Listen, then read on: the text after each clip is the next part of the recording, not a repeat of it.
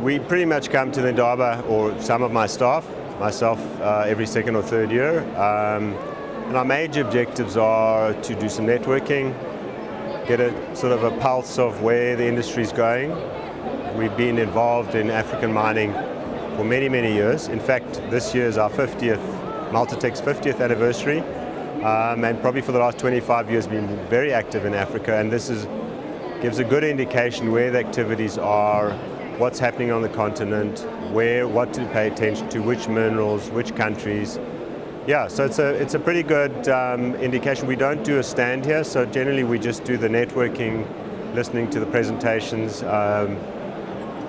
particularly of the mining companies and the different ministers, and yeah, get a sense of what's going on on the continent. So we're true blue South African manufacturer of mining process equipment. So across all minerals. So whether it's diamonds, copper, iron ore, chrome, cobalt, lithium, we manufacture equipment that goes into those plants.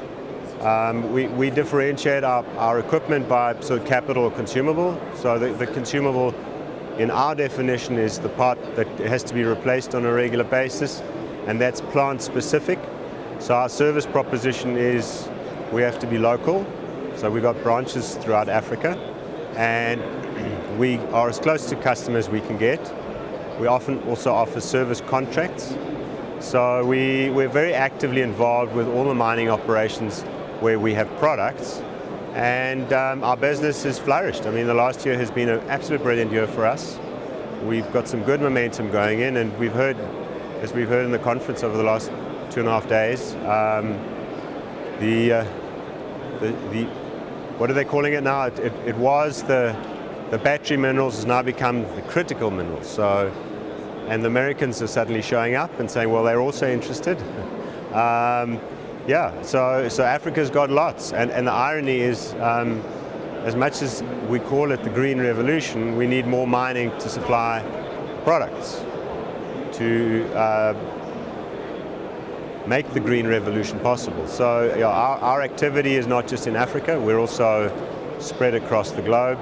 We also do business in the Americas, we also do business in Asia, Australasia, all the way down to New Zealand. So where there's mining, we'll have somebody that's trying to sell our equipment.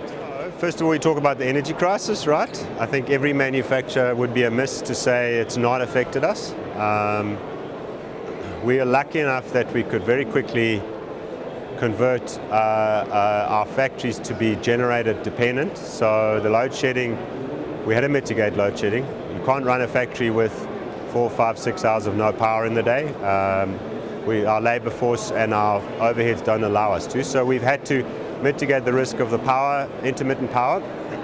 And that's kept us going. So we have a bigger diesel bill, which obviously takes some money off the bottom line, but we're still producing and we're still shipping, we're still supplying customers, which is the most important thing. Ironically, it's always a bit sad to say, but war is good for business, right? So we've got the energy price, the coal price increases have meant we've got to produce more coal to ship to get to Europe. So as much as not all the coal went down the Richards Bay line, a lot of it went down by truck through to Maputo or Durban Harbour, and those coal plants have to wash coal, and we have equipment that supplies them. Platinum minerals are in demand. We supply the platinum industry. So business has been very good, and then Central Africa, copper, cobalt, absolutely flying. So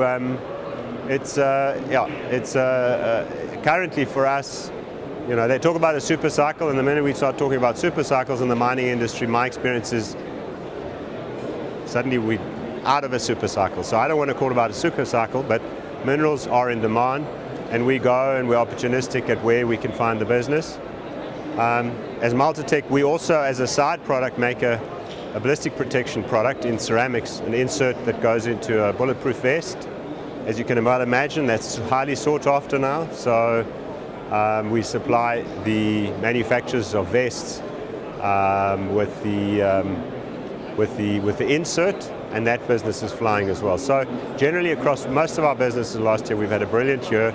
The momentum seems to be continuing, but over the last 3 years, we've always had to contend with some catastrophe coming, and we just hope that maybe we've got a year that becomes a little bit more less volatile. But I think as South Africans, we've learned to roll with the punches, make a plan, and then take advantage of the opportunities as they come. So we embrace the future, whatever it may be. And I think we've proven we've got more than half our business now is shipped out of the country to foreign destinations. We can make a world-class product, and we'll ship it to where clients will buy it, pay for it, and use it. So we're quite resilient as a business, and we're quietly optimistic for, well, I think the term was pathologically optimistic. We're quietly optimistic that 2023 will be another good year for us. As a South African business, we've learned how to engage with our neighboring countries and the rest of Africa. It's very different doing business in a developing economy, right? So, and we've learned how to do it at home. Stakeholders are not just shareholders and customers and employees.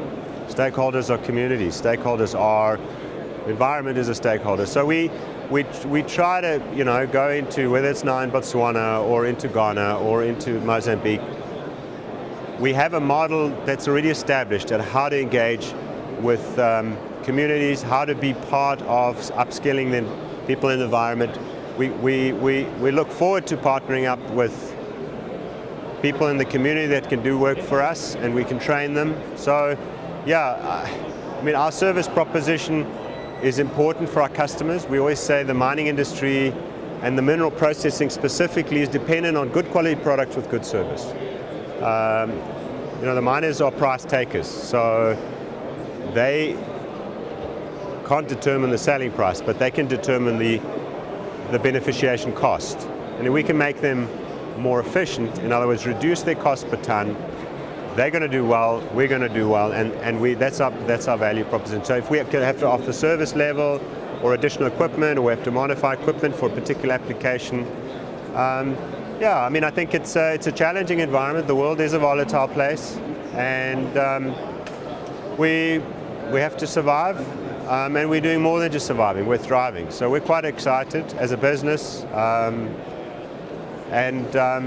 I think at the moment, we've got global crises all over the place, and the energy crisis here in South Africa has made people somewhat pessimistic, if I can say the nice word, but I think we'll get through that too. I think we as a country are quite resilient as people, and we'll figure it out. I know, and particularly now after some of the conversations at the Indaba, that there are plans in place, and we are going closer to the public-private participation, which is so essential for this country, and I can only endorse that.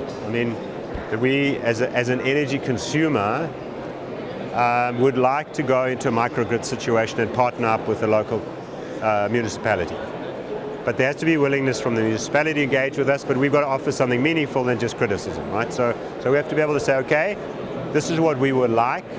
Can we now work a proposal where we can fund solar plants, we can fund batteries, but how do we now engage with a whole community of power users, and then make the whole management of a microgrid more efficient? So it's a challenge, and I think the world is going there, and we're step by step going there. We don't have a blueprint of exactly how it's done. We have to feel our way through it, practice, experiment.